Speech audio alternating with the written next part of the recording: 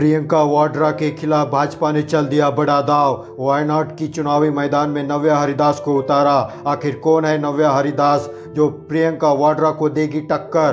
15 अक्टूबर को चुनाव आयोग ने 2 राज्यों के विधानसभा चुनाव के साथ साथ 48 सीटों पर होने वाले विधानसभा उपचुनाव के तारीखों का ऐलान कर दिया। साथ ही 2 सीटों पर लोकसभा उपचुनाव को लेकर भी तारीखों की घोषणा कर दी।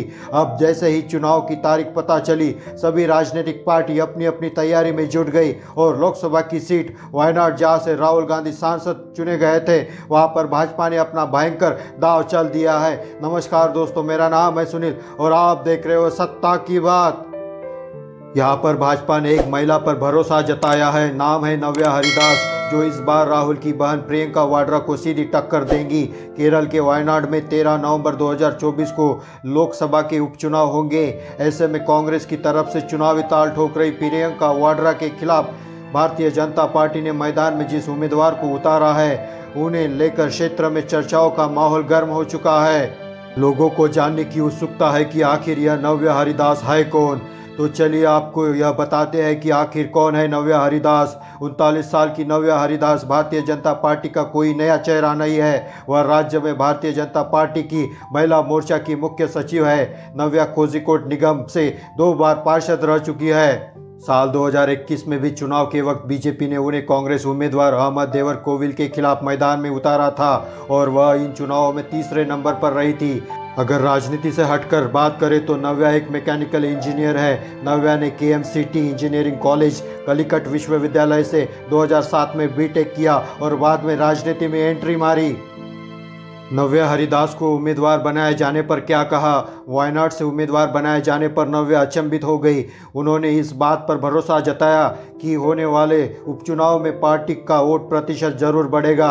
नव्या कांग्रेस और खासकर राहुल गांधी पर निशाना साधते हुए कहती है कि वायनाड के लोगों ने इस भरोसे के साथ राहुल गांधी को जनादेश दिया था कि वह 5 सालों तक जनता का साथ देंगे और उनकी आवाज़ को लोकतंत्र के सबसे बड़े मंदिर में उठाने का काम करेंगे। लेकिन गांधी परिवार के वारिस ने वायनाड निर्वाचन क्षेत्र को छोड़ दिया और दूसरी सीट को विकल्प के रूप में देखा। हालांकि अगर अब हम हालातों पर नजर डालें तो राहुल गांधी का वायनाड छोड़ना वहां की जनता को पसंद नहीं आया। जनता के मन में इस बात का मलाल है कि जब कांग्रेस राजनीति में अपनी जमीन खो रही थी, तब वहां के लोगों ने राहुल का साथ दिया था और जैसे ही कांग्रेस को 99 सीट मिल गई, कांग्रेस ने वायनाड के लोगों को छोड़ दिया। वायनाड की सीट राहुल के लिए ऑप्शन मात्र रही। ऐसे में कहना गलत नहीं होगा कि राहुल का वायनाड छोड़कर रायबरेली को चुनना उनके और कांग्रेस दोनों के लिए एक गलत फैसले की तरह है। यह फैसला कांग्रेस की जड़ को वायनाड में कमजोर कर चुका है। खैर, आने वाले दिनों में 24 विधानसभा और 1 लोकसभा सीट पर उपचुनाव होने वाले हैं।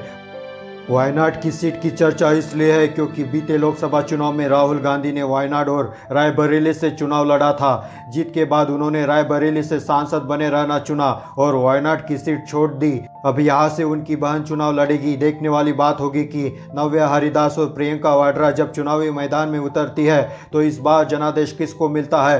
फिलहाल आपकी इस खबर पर क्या है कुछ राय, हमें कमेंट कर ज़रूर बताएं। अगर आपको यह वीडियो पसंद आया हो तो इसे लाइक शेयर ज़रूर करें और हमारे चैनल को सब्सक्राइब जरूर करें। जय हिंद, जय Bharat. About this election, we see that the opponent is Priyanka Gandhi.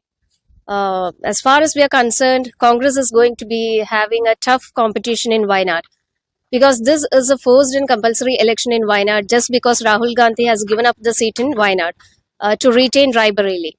So he had given a bonding to the people of Wayanad that he will be with the people of Wayanad for the coming 5 years. But he have broken everything and trying to retain the seat in Raebareli.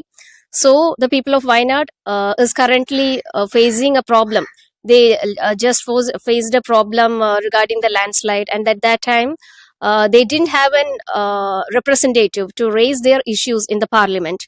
So the case is going to be similar if Priyanka Gandhi is being elected to the Wayanad Lok Sabha Mandal.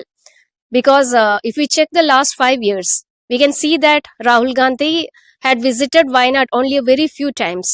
He has desperately failed to address the issues that the people of Wayanad is currently facing.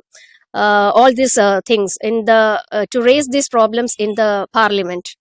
The case will be similar if a sister Srimati Priyanka Gandhi is going to contest from the Wayanad Mandal.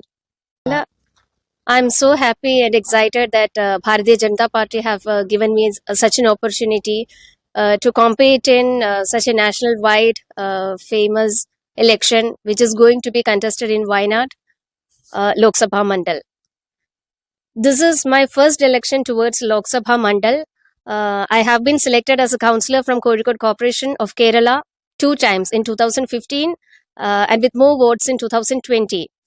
I have competed to the Niyama Sabha once, and this is the first election towards the Lok Sabha. And I'm so excited and so happy that BJP leadership have selected me for this wonderful opportunity. And I'm so thankful to our leadership for offering such a wonderful chance